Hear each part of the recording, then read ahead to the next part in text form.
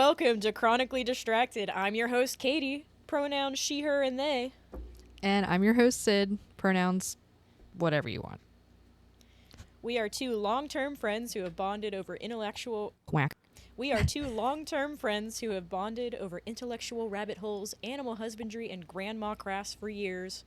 And now we're here to talk your ears off about all of it. Every week-ish, we delve into the hobby of collecting hobbies. Today, we are examining the hobby of pet keeping and what it means to us. But first, how are you, Sid? Do we have any pet bloopers this week? I'm going to stick with I'm fine. And we're going to not get into why I'm not fine. But I did have a pet blooper technically this week. Yes, I've been so excited. I've been so excited for you to tell this on the podcast. Okay, so I come back from a trip, right? I'm literally gone for 24 hours. And I come home, and the first thing I walk into my pet room to check on everyone. The first thing I notice is that, which, case in point, my black soldier fly larvae decided to no longer be larvae and escape their enclosure. So my house is filled with black soldier flies. Which is, I mean, it's just annoying. Like, it's not a big deal. They don't have mouth parts. They're just annoying, you know.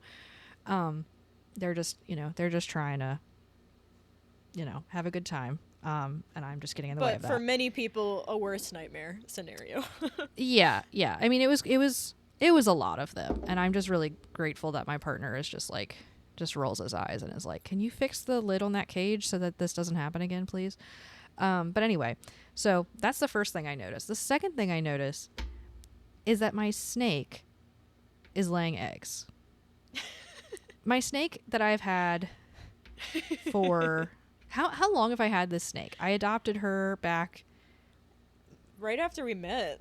So like 2017-ish, 2017, I think. Yeah, 2017 or 2018. I adopted this snake. She was born when I was in high school. So I'm estimate she has to be over 10 years old at this point. She's a corn snake. And she's just laying eggs, like actively laying eggs. Like I can't leave for 24 hours. She's obviously she's housed alone. There's never been a male in this scenario. No, I don't think she's ever seen a male snake. Yeah. Like the person I adopted her from was my science teacher. She's very good with animal husbandry. Like she was kind of the person that like got me started. So I know that like she's never seen a male in her life. So yeah, I came home to that and was like trying to figure that out, and also realized that the food that I had put in her cage, she did not eat. So there was just like a dead mouse hanging out that I had thought she'd eaten. Because I like peeked in there, and she's so weird about eating that I had to like. It's just she's a whole thing. She's a problem. I've already said that she's a problem. But yeah, she laid 11 eggs. They were beautiful. Like she did a great job. She's been a great mom. When you sent those pictures initially, I was like, those look fertile. Like I candled all of them. Yeah. Just to be sure, because I was like, oh my god, like these are perfect. Yeah, she did a wonderful job. She was like wrapped up like in a little donut on top of them. I didn't know the corn snakes did that. I didn't know they defended their nests at all. Yeah. And I waited to make sure that she was like really truly done. And she was so tired that like when I pulled her out of the cage, she didn't even really fight me. Like she went into the S pose. Not like her. Yeah, she went into strike pose a few times. And gave some like half-hearted strikes, but like she was like, I'm too tired to fight you. Honestly, just do whatever. So, I felt her up a little bit, made sure she was not full of eggs still, and she seems fine, and she's been eating, which is good. Mm-hmm. That's great. So yeah, that's me. Sometimes they throw you for a loop, but especially your animals. I don't know why your animals continue to surprise you in unexpected ways. I don't know. It's fine. What about you? I don't have any pet bloopers this week. Definitely nothing that would even compare to coming home to my snake having 11 eggs. Yeah. No, I mean, I upgraded. casual. I upgraded the reptile enclosures this weekend. I put some some backgrounds up, and I'll see about attaching pictures to the show notes. So if you could remind me to do that, because I will forget. Or I'll write it down. Actually, let me write it down right now. I'm also going to remind you. Yep. All right, so to get us all started, for all of our listeners that don't know us in real life, what pets do we currently have? So I'm going to start. I have 2 dogs. I have a border collie named Secret and a mystery herding rescue named Veery. She might be a border collie. She might be something else. She was a ranch dog. I have a corn snake, a leopard gecko, 5 betta fish, and a laundry list of other fish. And I'll put the rest in the show notes, but I'm not going to list them all. There's a bunch of fish. And you? Okay, so I have 1 dog. He is my son. His name is Boba. He's 10 years old.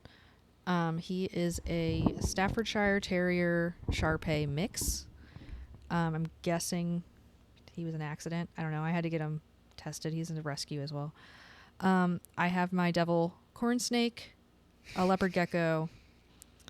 The corn snake's name is Tassel. I feel like I shouldn't be so rude to her. The leopard gecko's name is Milo. I have a bearded dragon named Onyx. Crested gecko, who is my golden child, both literally and figuratively. She's yellow. Her name is Yoshi. And then I also have joint custody of 4 chickens with my mother, who is a chicken-obsessed lady. And their names are Leia, Sky Squawka, Obi-Wan Kenobi, Kylo Hen, and Jar Jar Beaks. Excellent. So we've got And some yes, Star Wars fans in your house. Just, yeah. I did name all of them, and no, my mom does not remember any of the names. She's joint owner, but the names are a mystery. Yeah, and it used to upset her, and I was like, Mom, just come up with names of your own for them. They don't know what their names are. Yeah, they're chickens. They barely know they're conscious. They're chickens. All they know is peck. Scratch, peck, scratch, peck, scratch, peck. And they do it very well. Yeah. You got great chickens. They're nice, healthy chickens. Oh, I love them. They're pretty They're so friendly sweet. as far as chickens go. Yeah, it's honestly like kind of annoying how like not afraid of humans they are, because when you go in, they run towards you. They like You gotta like pounce punt them on out you of the for way. food and like start pecking at you and like, what have you got for us today? And you're like, okay, please, like move. You can't herd them. They're not herdable because they're No. not afraid of you. Which is good, but it does make caring for them kind of difficult sometimes. Yeah. I'm not gonna go through the names of all my animals. It takes too long. I mean, that's fair. That's fair. So what is your current pet-related hyperfixation? I'm going to let you answer first, and then we'll switch around. Okay. So currently my hyperfixation is organizing care into Notion. I'm also like, I'm prepping for lab adventures with animal care. So I'm not going to get too into that because I don't want to dox myself. But, so yeah, I'm super, super into that right now because I'm basing all of my lab stuff on my personal pet stuff because I've given it a try for a few months and I know what works and what doesn't. Yeah, so basically what I mean by that is organizing the tasks in a way that I actually remember to do them and get them done, and that it's like sustainable for me, and figuring out that trying to do all of my pet care in one day, it doesn't work. I need to like separate that a little bit, just energy wise. Yeah.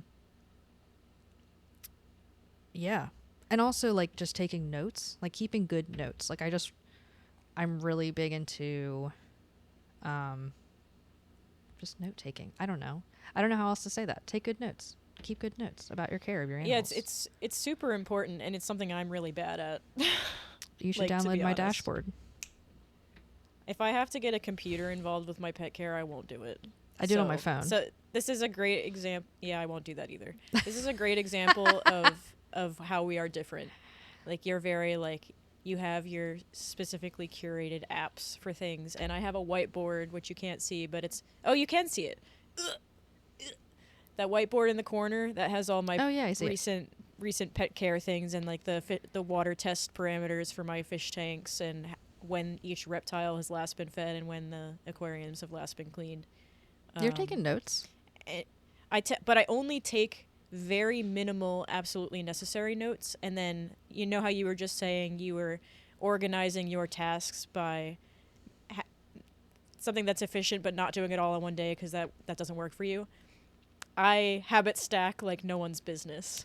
So I get up and I've habit stacked feeding the fish and feeding the dogs. That's every morning and every evening.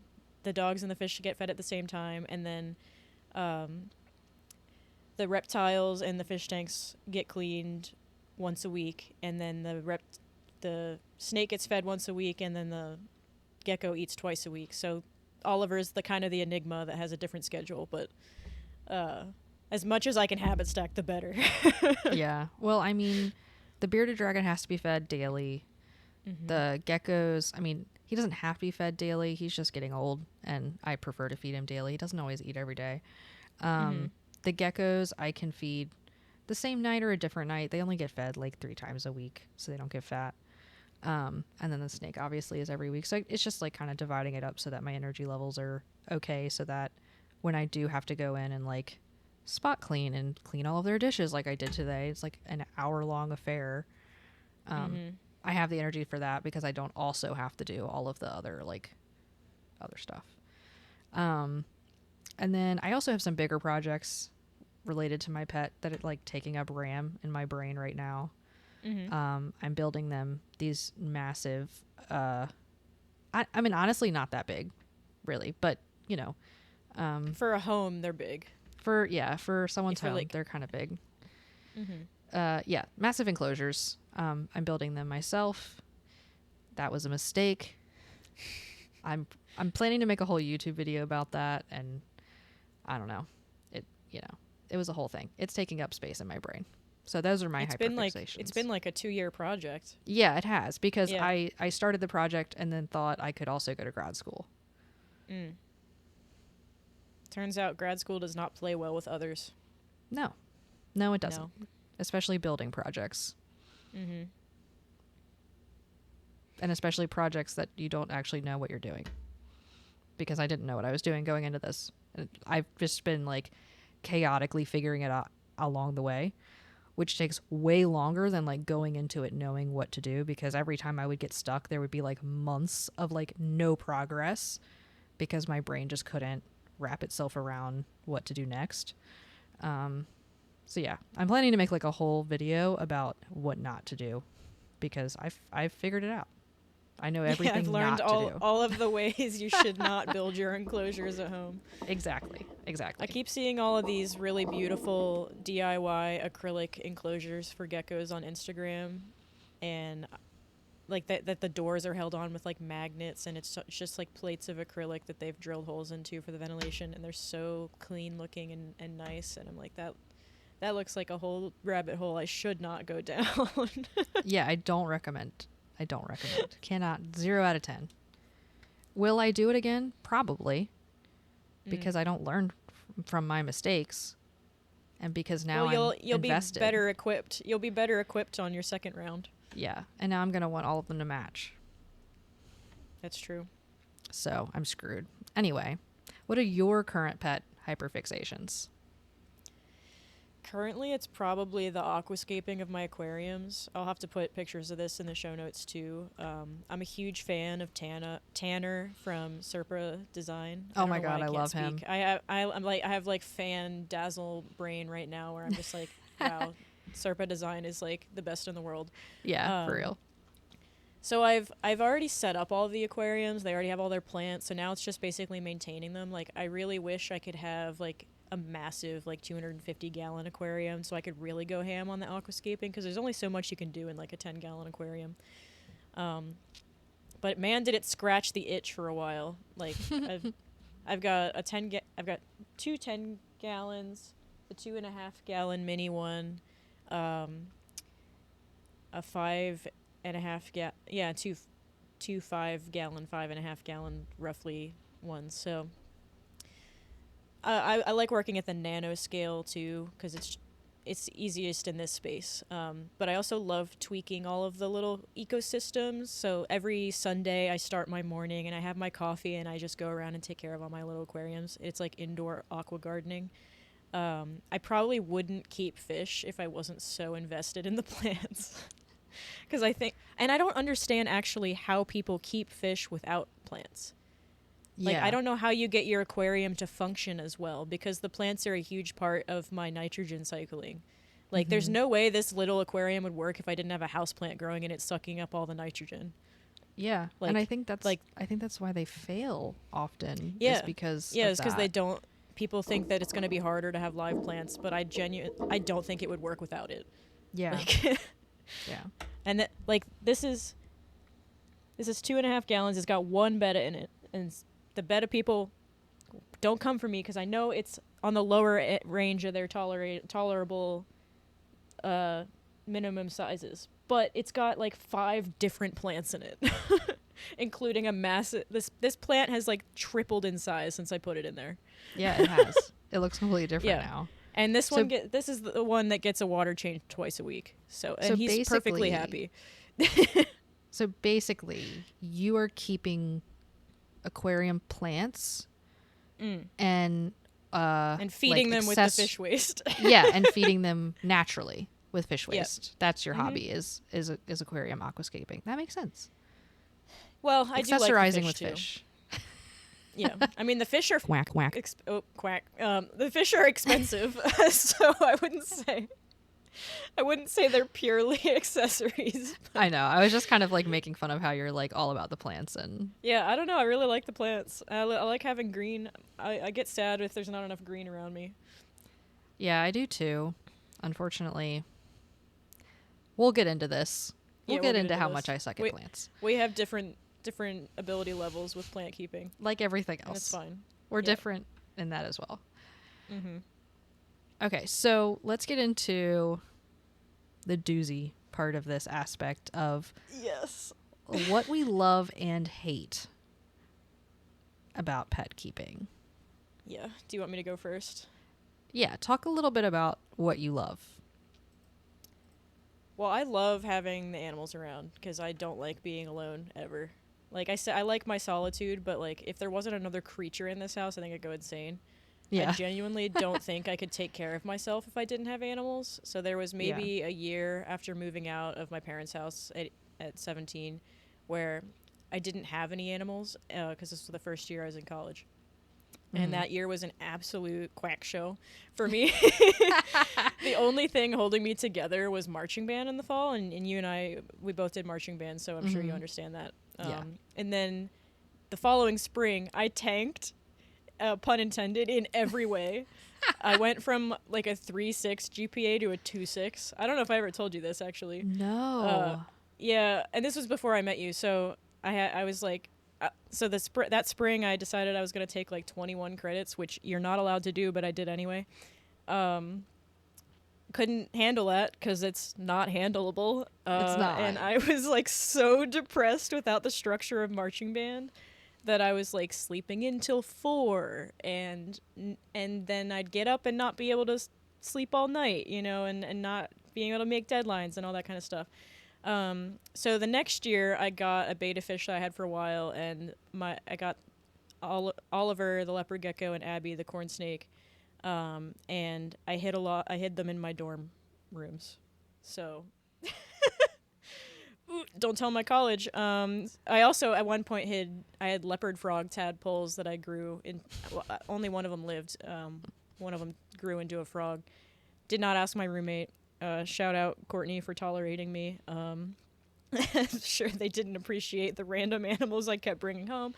But having to care for other living things creates structure that I really desperately need. And like as backwards as it sounds, like I won't give to myself unless there's like another reason to do it.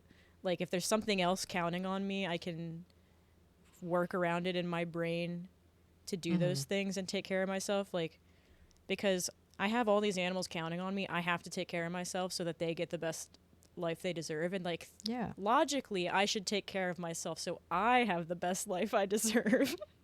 But that's not good enough for this brain and this meat bag that I inhabit. So in a lot of ways, pets are a coping mechanism. But I like having them around the house. I'm a homebody. Yeah.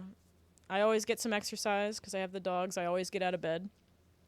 I could spend hours just looking at my fish, and I found a scientific article that documents that watching aquariums is documented to benefit well-being. So I'll put that in the show notes. And I also Yeah. found one that talks about reports that fish keepers found much more solace in their hobby during pandemic lockdown, which I thought was cool. Like that someone thought it was important enough to write a journal article about. There isn't much I don't love about pet keeping. Maybe the expenses, because it's expensive when you do it right. Yeah. But I also think it's worth it. If I wasn't spending money on animals, I don't really know what I'd be spending it on. I also so one thing I do hate. I really hate when I feel like I've done a lot of research and prep and something goes wrong, which Oh yeah. happens. Like things go wrong sometimes, but I always take it really personally. Yeah. It's hard not to because there's Yeah. like a living thing involved, Yeah. you know. And I think to some extent you should take it personally when you're taking care of other living things. Like you should Yeah. always be looking for ways to improve your husbandry and prevent accidents. And I even noted this. That's not something I entirely hate because it keeps this hobby intellectually stimulating. Like there's always something new to learn. There's always a better way to care for your animal. And I think they deserve the best that we can offer them. Yeah. I love that. So What about you, Sid? yeah. I don't know. I feel like I had pets before I had like meta consciousness. So like I grew up with a dog and I had fish and stuff like as a little kid, and then so yeah, I having pets is just kind of like a non optional part of life, I guess. It just is. You live, you have pets. I don't know, that's how I was raised. So yeah, I don't understand the concept of not having a pet, basically. I really don't see. Gosh, why do I get so dark? I was about to say, like, I don't see a point in living without pets. Let's calm down. It's true, but let's calm down. I'm going to be that one in this podcast. Yeah. It's good to call yourself out. Yeah, let's not get so dark. But yeah, there's been a lot of variety since I was a kid. So like, obviously the dog that I had as a child, my childhood dog, and then the dog I have now, fish, rodents, and then finally and penultimately reptiles. I was always going to end up having them. I was a dinosaur kid, so like I wanted a crocodile in my house, obviously, as you do. So the thing that I really really dislike about pet keeping is the monotony of it. Like you were just talking about, like, oh, you drink your coffee and you like on Sunday morning you drink your coffee and then you go around and you like take care of all of your tanks. And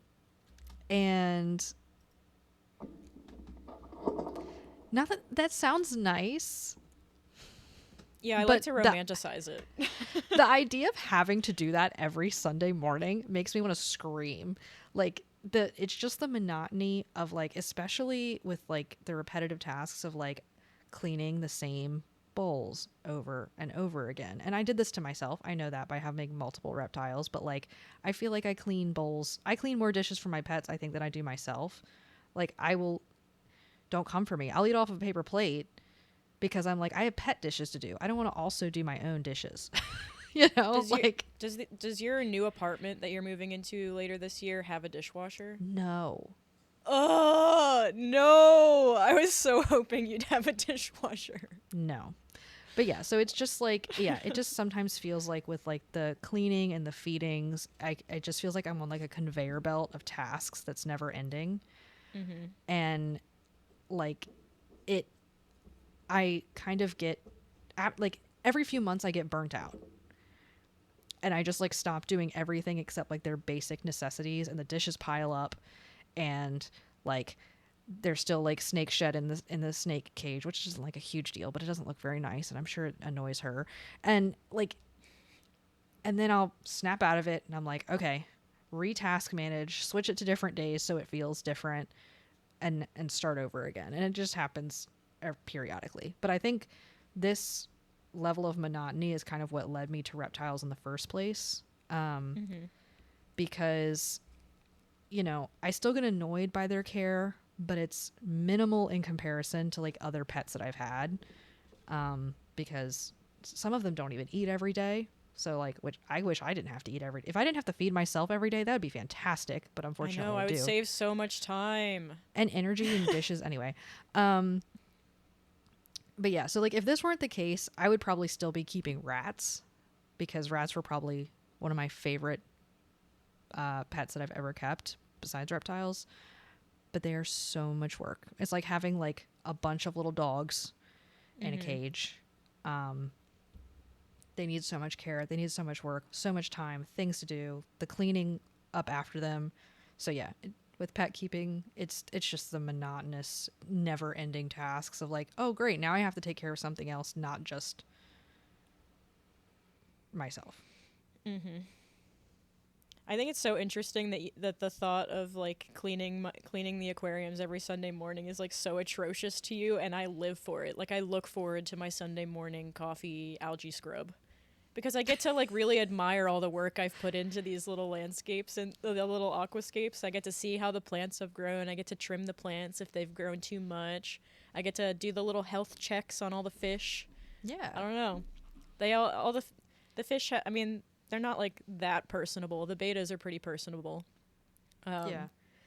But I don't know. I love it. I don't find it monotonous at all. Yeah, I don't want it to seem like I hate interacting with my pets. Like that's not it. It's just because I love like feeding my lizard Onyx. He always eats like he has been starved for days when he hasn't.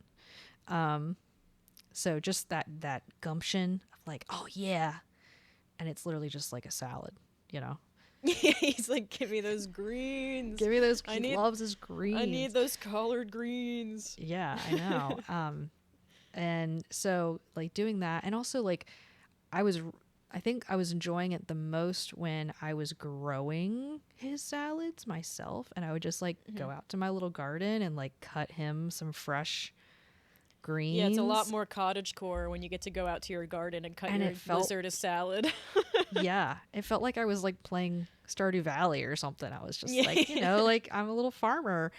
So like that made it better. I enjoy taking my dog for a walk once I'm in the walk.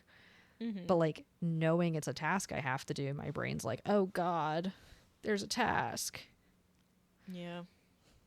I know we don't have enough dopamine for the task. But then once I'm doing it, I'm like, oh, this is fine. I'm enjoying this. Yeah.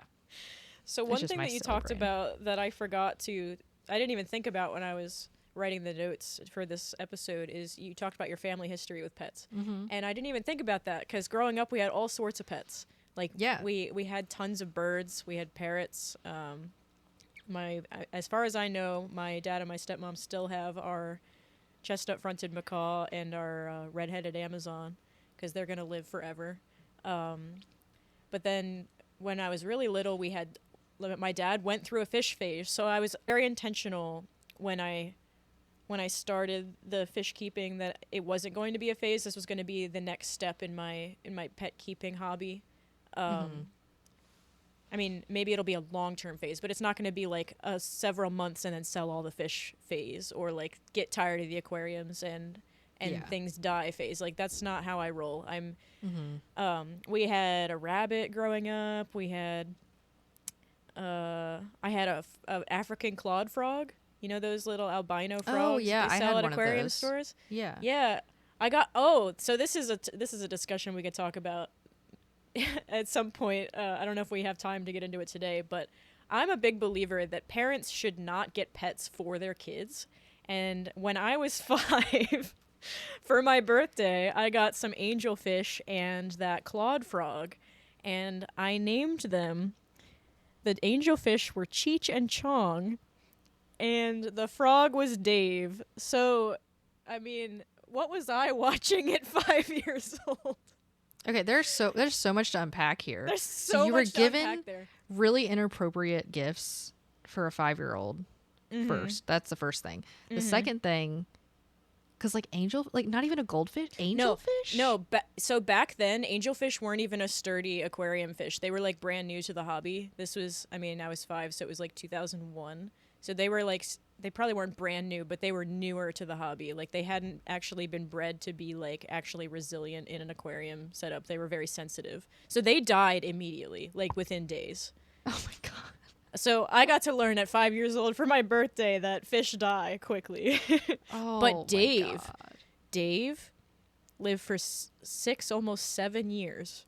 And the only reason that he died is because he jumped out of the aquarium and dried up on the kitchen floor.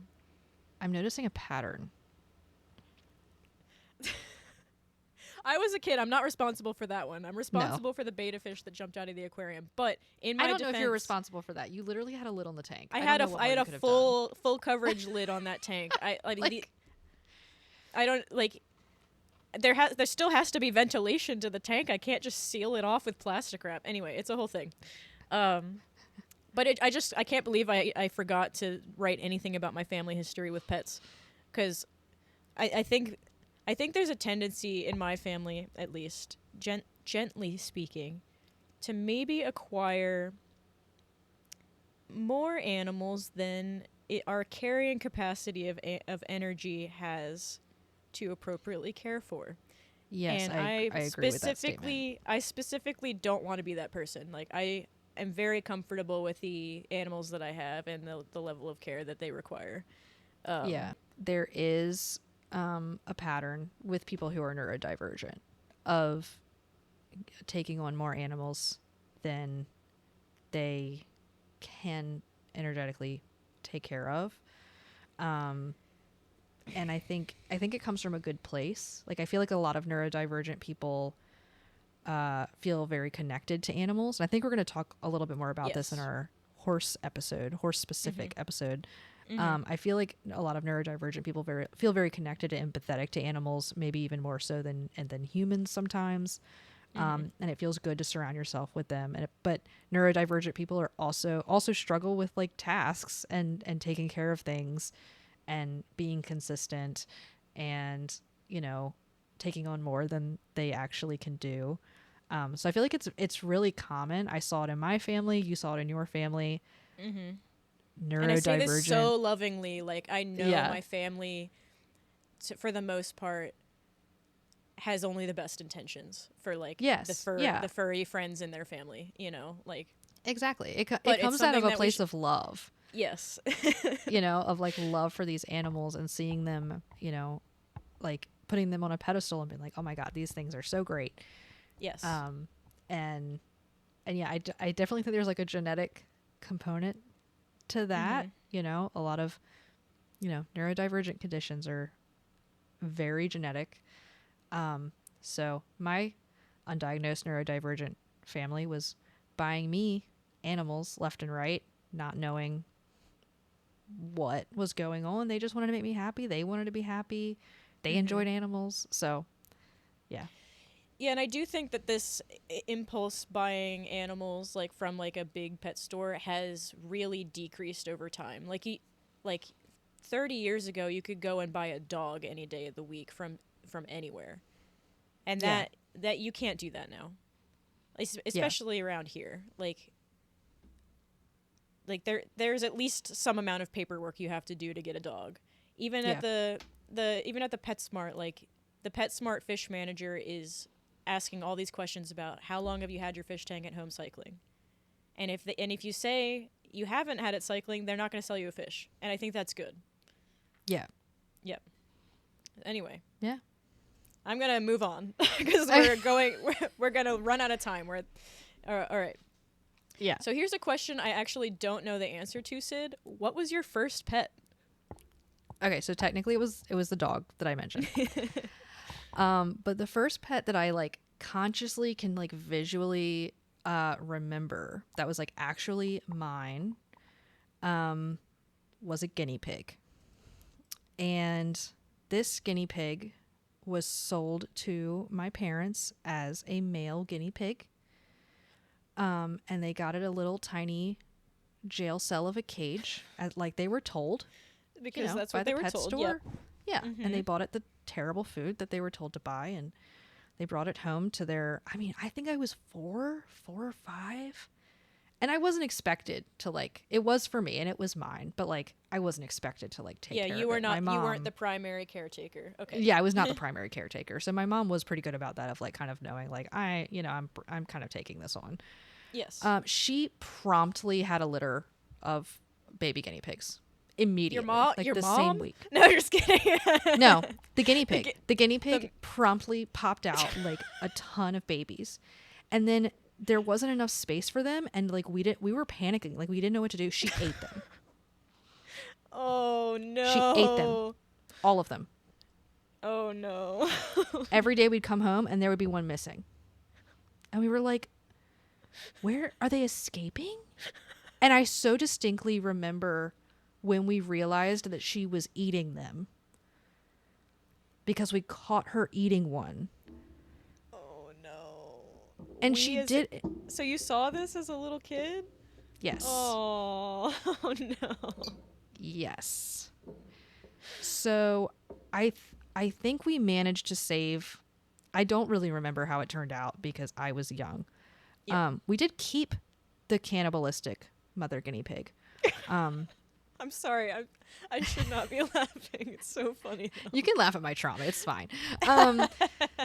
We did keep her, and I mean, I had her for however long a guinea pig, lives. Whatever. Nothing too exciting happened after that. I'm pretty sure we saved a few and gave them back to the pet store and was like, "This was a girl and she was pregnant. Like, you should kind of be aware." But yeah, so that was my first pet.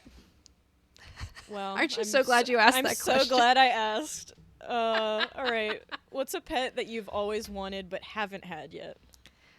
I've always wanted a bird, for obvious reasons. I've always wanted like a crow or a raven or something because, the goth aesthetic. Prime. Also, the fact that they talk, they're so intelligent. Will I ever have one of those? Probably not, because I don't think it's a good idea. Yeah, like I'm super biased because I don't think birds are good pets. No, I don't think pet. I As don't someone think birds that are grew good up pets with either. them, I don't think they're good No, pets. For it's like the putting a vast toddler in a majority of cage. people. Yeah. But if I actually were to keep a bird, and I have considered this several times, a couple have popped up on Pet Finder, and I almost pulled the trigger. Would be doves or pigeons. They seem love to that. really. They're so They cute. seem to really do well. I mean, I think almost all pigeons in North America are just feral. They're not actually Yeah, they are. native to the. So they actually probably I mean, prefer mourning doves being a are pet. native, but yeah. Yeah, Pigeons mourning are doves not are native. But pigeons. In this region. We're not in talking this- about North America. We're talking about the mid-Atlantic East Coast. Yeah, exactly. So yeah, and also like I learned the other day, I was watching Ologies, and it was a whole episode about pigeons, and it made me want them even more because they make pants for pigeons. Pants specifically made for pigeons so that they can like free range and not poop all over your house. Oh, like a chicken diaper. Pigeon I've seen- pants. I've seen this with people have house chickens and they have a chicken diaper, but I did not know they because made they don't such a have thing. control over, Yeah, that is so interesting. I've Yeah. also considered doves. I think doves and pigeons are one of the exceptions for bird keeping. Anything like parrots and parakeets are so smart that it's so hard to keep them ethically in a residential scenario. Like, it's not impossible. I know people can do it. Like, bird tricks on YouTube is a prime example of people. So it's a couple and their daughter, and they are professional bird trainers. So that's why they are knowledgeable on this. Like, they are prime Yeah. examples of people that can ethically take care of animals as highly intelligent as parrots. But man, that ain't cheap. I'd say that's like on horse level expensive if you Oh want to do yeah. it right, because you need If like you're doing flight it right. flight aviaries. Yeah. Oh yeah. Yeah. If I Mhm. had the money to have like a flight aviary, And like then I give them would, fresh food every day and yeah, give them adopt outside time every something. day. Yeah. Yeah. Mhm. Yeah, for sure. Yeah. Burbs. Yes. All right, last question for you. What has been your biggest challenge with pet keeping? So, making it financially feasible and Yeah. sustainable. So, you know, financially, so for example, right now me and my partner have made the jump into feeding our dog home cooked food. Um, there's a brand of food that I don't want to endorse anything, so I'm not going to mention it. Mhm. But there's a Mhm. brand of food that I had been buying him on and off, frozen, um, and was kind of supplementing his kibble with that. I bought him, the highest quality kibble that I could manage, um, and did a lot of research into that. So I'm very big into animal nutrition, but Mhm. um, it just wasn't sustainable to pay like $200 for a couple weeks of food. Like I just can't. I couldn't do it. Um, so this company recently came out with a nutrient blend where you make the recipe and then you put on this powder, and it's basically like a vitamin and mineral supplement, so that it makes it like a complete meal and it's safe to feed as like their only food. And so we have jumped into that, and we made him his first one. He loved it Of so course. much, obviously. But yeah, I feel very lucky that I have a partner who's also willing to, at the detriment of our own nutrition, feed our 10-year-old dog like the best quality stuff. Like we Mhm. cut corners with our own meals in every way possible to make it as cheap as possible, and then I'm like buying Boba organic zucchini for his food. um Not because I endorse organic. I think it's dumb, Yeah. but like we went to Aldi because Y- we're broke. yep. We're getting everything as cheap as possible. They only have organic produce, so I was like, okay, zucchini. He's getting good fresh zucchini, but also not just financial. Like being chronically ill, I have this many spoons and this many tasks in the day. So sometimes I have a lot of guilt sometimes because I feel like I'm just doing the bare minimum. Um, I'm probably not. No, I should add that your bare minimum is like the general public's maximum. So, I appreciate that. I really do yep. because I do like I have a lot of guilt about feeling like I'm only doing the I bare minimum for them. I I mean, I'm biased cuz I'm your bestie, but you don't need to feel guilty. Well, thank you. Yeah. Yeah, so that's my biggest challenge is sustainability both financially and energetically Mhm. for me. Okay, now it's your turn. You're on the hot seat now. Yes. Okay. So, how has our friendship changed? I'm sorry, I suddenly forgot how to read. How That's going to go in the blooper reel. How has our friendship changed how you keep your pets? Yeah, so this ties in beautifully with the last one I about how know, it you really don't did. need to feel guilty about how you keep your pets, because meeting you unleashed me to a whole new level. So my standards for husbandry are so much higher than when I started, and learning your strategies for keeping up with maintenance, and like researching care advice have been super important to me. Um, just because then I can evaluate and say like, oh well, Sid tried this and now I can try it. And then I don't feel bad if something doesn't work for me. I just look for the things that work for me, that allow me to keep my animals at a husbandry care level that does not meet your care standards. Oh, stop. But strives for it. Stop. Because when I got my reptiles, they were living in tubs in my dorm, right? And they had their heat source, they had their temperature gradient, they had their humidity gradient. But I wouldn't say their enclosures were enriching. Again, I mean, they were contraband, so that doesn't help with it. But yeah. Now that I'm moving beyond the bare minimum, like, temperature, humidity gradient requirements for living, it's so much more enjoyable to get into, like, well, this could be enriching for my animal. Yeah. And that's kind of how I think about how I structure my own life, too, is, like, my house is an enclosure, and I like to have enrichment in my enclosure. And that's why I have all these goddamn plants. It's why I have all these books. I have all my hobby things in here. There's lots of enrichment in this enclosure because I am a ding-dang animal. I am a ding-dang animal, and I need enrichment in my enclosure. But anyway, I just really can't overstate how grateful I am for meeting you and having a role model to look up to about, like, how You're going to make me cry. No, stop it. Well, I didn't have anyone to look up to before I met you, so thank you. I love you a whole lot. Oh, I love you too. Thanks for being my friend. Thanks for being my friend. All right, move on before we cry. Okay, we need to we need to move on. We need to move on before we start crying. We're getting a little too mushy on Maine. Yes. Okay. So, what is a struggle you're having right now with pet keeping? Yeah, so I wrote these notes before this past weekend, actually. So It's changed a little bit. It has changed a little bit. So okay, although this is a consistent pattern, so I lose interest in my reptile enclosures really easily. I'm sure it's no surprise to anyone that keeps reptiles that reptiles can be kind of boring sometimes. Like, they don't do a lot. They tend to just sit in one spot or move to the other spot. Yeah. They're not. Sorry, I was like, writing down the merch note. That was my bad. Yeah, I'm you're being really totally distracting. Good.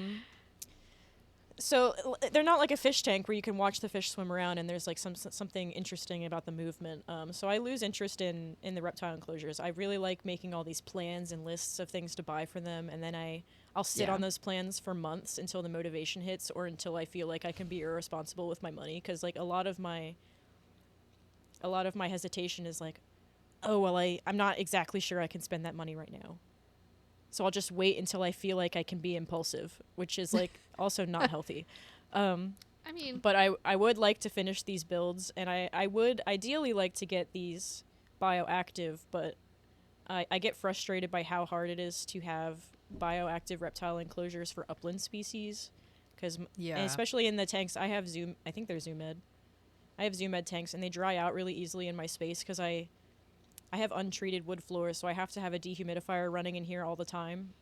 Because I don't want mold to grow in the wood. There's so much wood in this room. Like, I have wood paneling on the walls and the untreated wood floors. So yeah, it's literally just a wood box.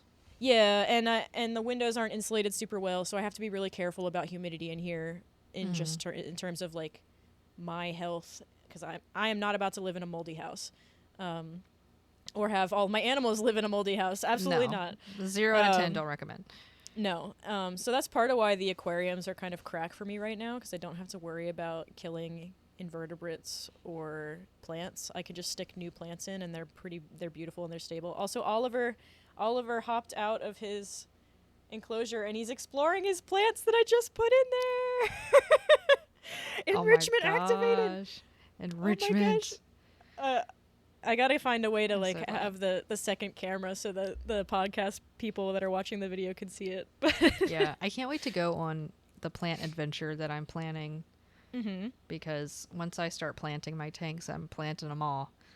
I don't currently have a lot. I've attempted and failed just because of I'm really bad with plants. So I'm hoping that you'll be able to help me a little bit. Well, this is good timing then, because I can test out these and then we can troubleshoot your enclosures when they're done. Yeah, for sure. And I also learned the hard way with my leopard gecko that he likes to dig up plants by the root as an enrichment activity, which is great for him, not great for my wallet. So he lost his succulent privileges after that. All right. Okay, so let's end on a doozy. It is the doozy episode. Let's end on a doozy. What is your and I'm gonna answer this too. What is your pet keeping / animal husbandry pet peeve? Oh my god, I have so many. I'm so opinionated. Let's I do spend it. I spend so much of my waking time thinking about and learning about proper animal care that I feel like I have opinions on everything. And it actually like infuriates me when I think something is so obviously right, and people Yeah. for whatever reason don't think. And I know it's a good topic to be controversial about because I think it's something that deserves a lot of discussion. Yeah.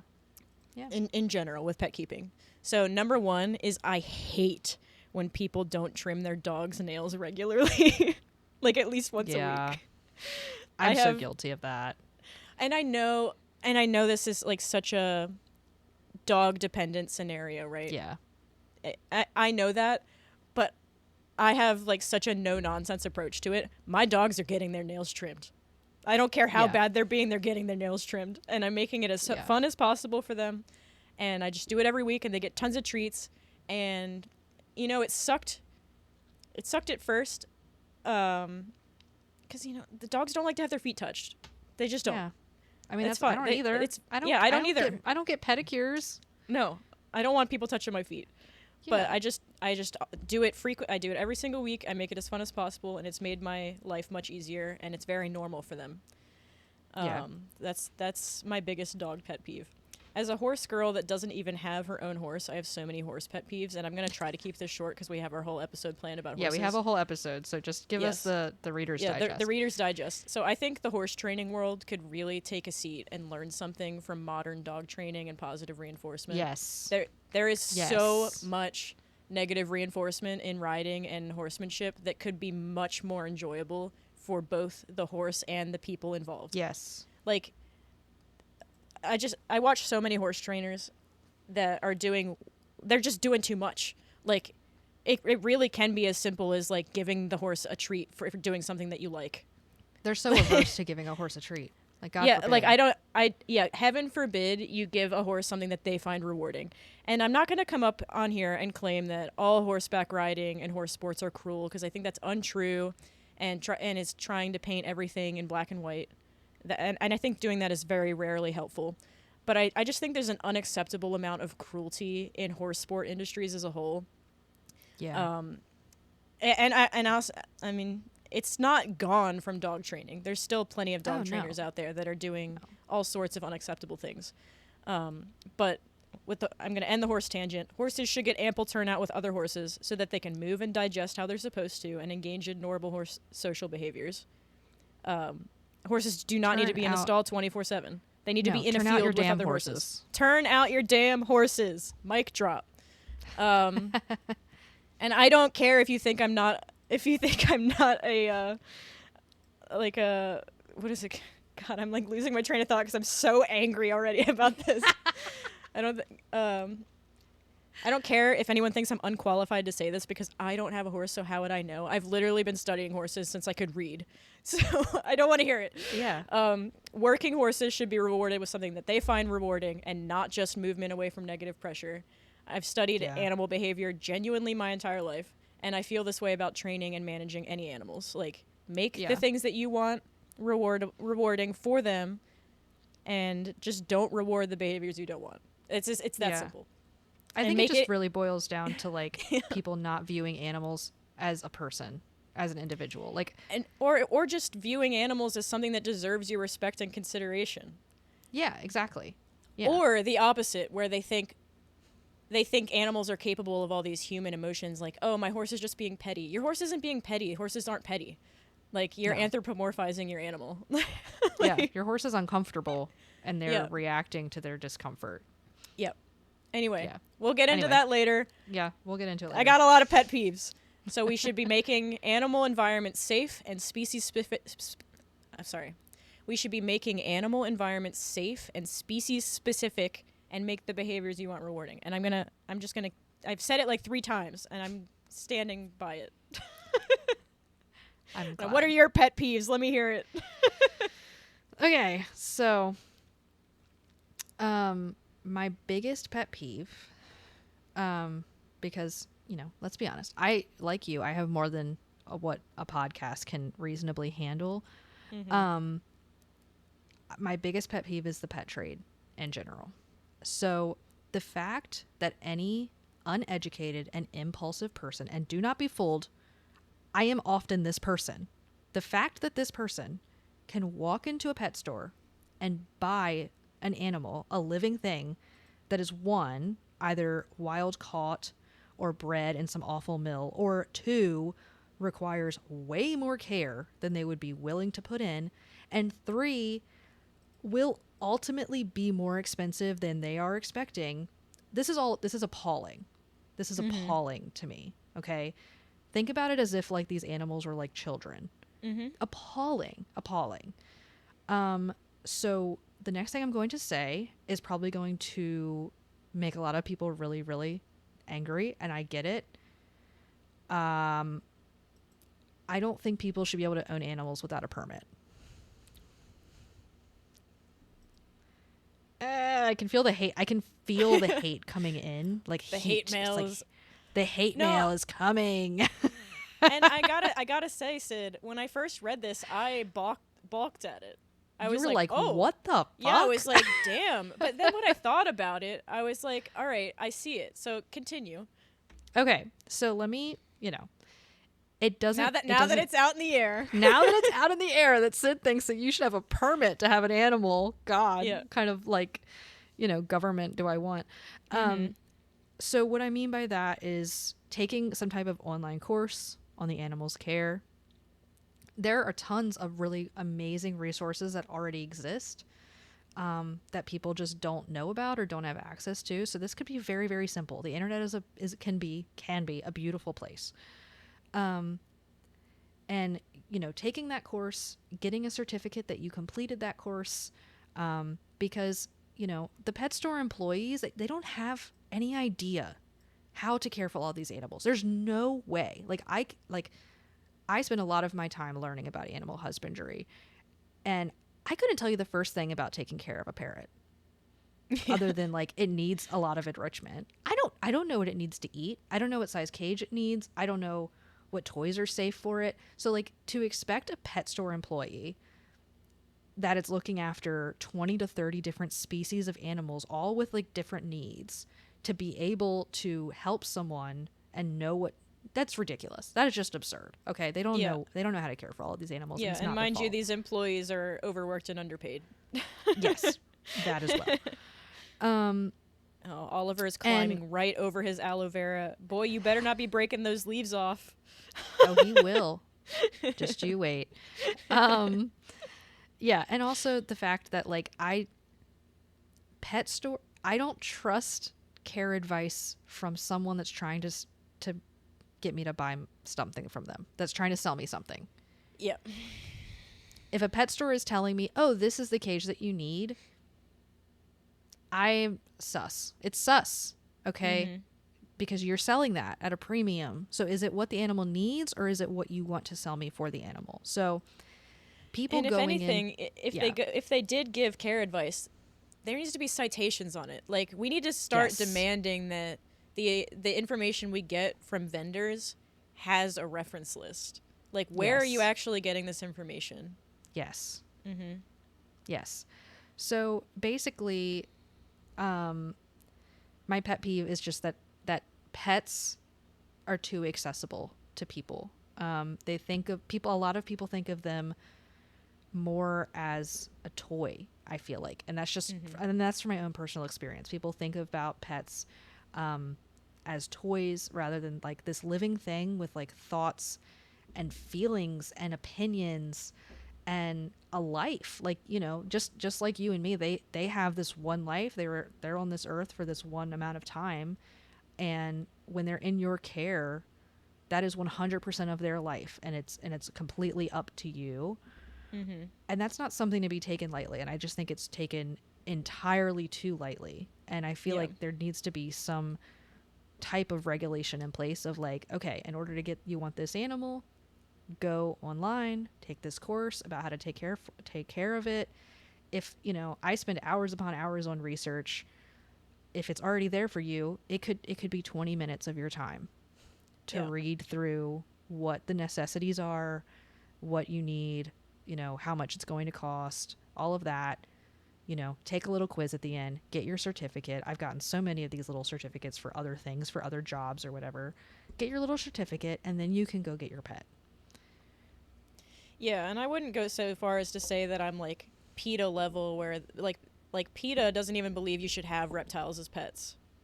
Like that's their official stance on it. I don't think that's right. I think there are plenty of people that are well intentioned and will do the work to take care of an exotic animal.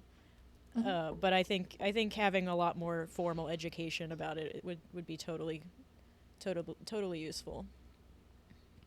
Yeah. We can get into I have feelings about PETA that we don't need to get into right now. Let's not get into PETA on this on this podcast. Yeah, I had some follow-up thoughts. Can I follow up my thoughts? Yeah, please. Yeah, I think widespread care standards and permitting is a generally good idea, especially if online permitting is easily accessible. Like what you're envisioning, from what I can tell, with your like online lecture and online multiple choice test, that seems fine. That'd be leagues better than just having nothing in place. Yeah.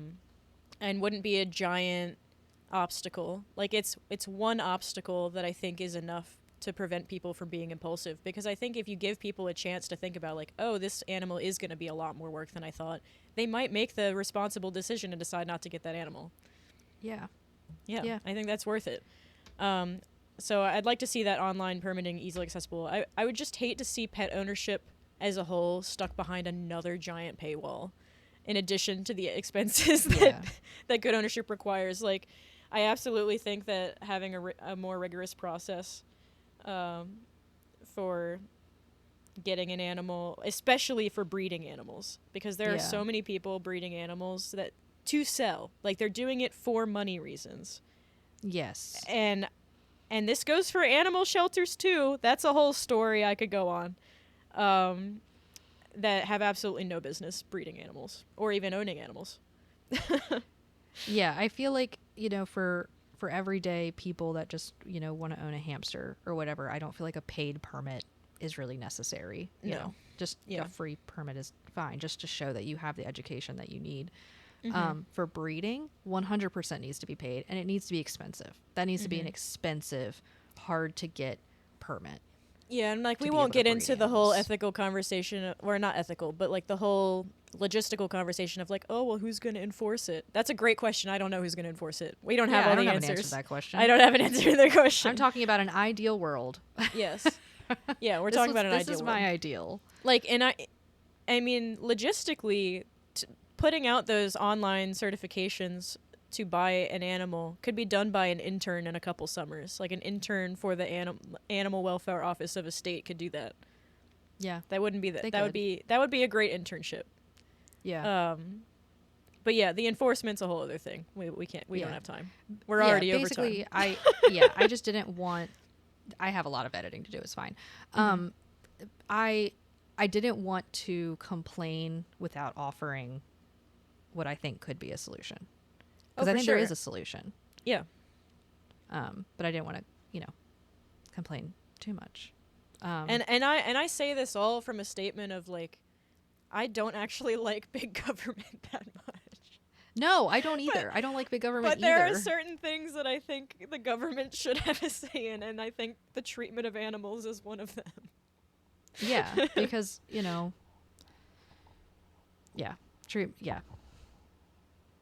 I have nothing to add. Just, yeah. All right. Okay, yeah, so that got a little bit, we knew it was going to be a doozy, but it got a little bit more negative than we were anticipating. The doozy has been doozled. the doozy has been doozled. So let's try to end on a happier note. All right. What are your funniest stories related to your pets? All right. I accidentally taught Secret to annoy me every time I drink my coffee.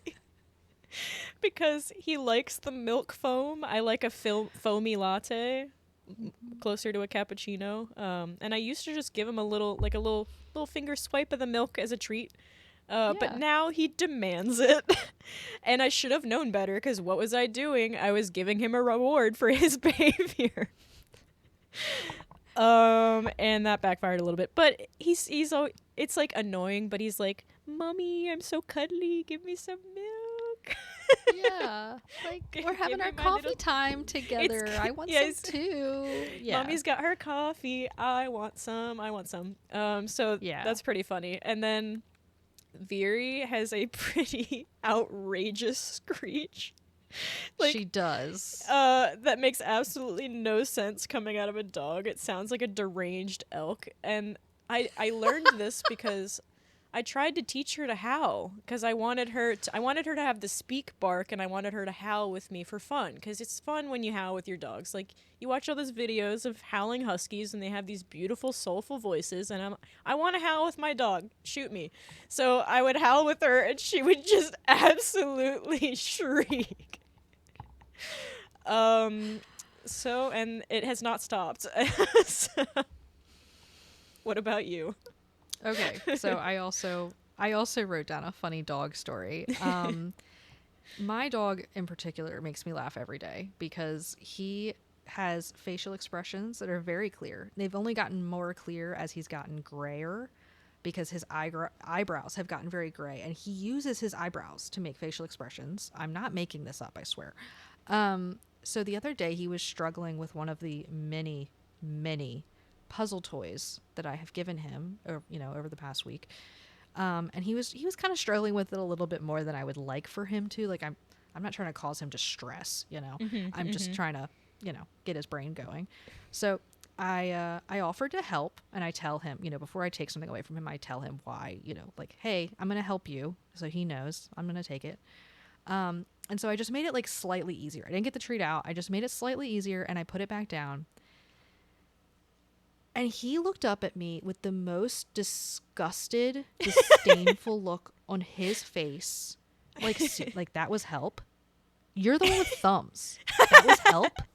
Like, how dare you? He was like disgusted with it. Was like he just stared at me with this look. He's like it's not easier. Where is the treat? So yeah, my partner and I, we cried laughing about that look on his face. Yeah, and this is where I'm going to wrap up this episode. That, my friends, is why pets are important. They just bring so much joy and laughter into your life, and it makes all of the work and expensiveness and heartbreak and research worth it. Amen. I totally agree. Well, folks, look at the time. I can't. I have time blindness. Don't we all? That wraps up this week's episode, which was sponsored by Bioactive Substrates. Please join us next week as we explore our love/hate relationship with sewing. Before you log off, be sure to hit those follow and or subscribe buttons. And if you're feeling extra nice, consider leaving us a review. We want those 5-star reviews like we want our animals to be normal for once. And reviews help other listeners find our show. So tell us what you think. See you next time. See you next time. Go get a hobby. Go get a hobby. Chronically Distracted is produced by Katie and Sid. Audio and video editing by Sid. Script writing by Katie.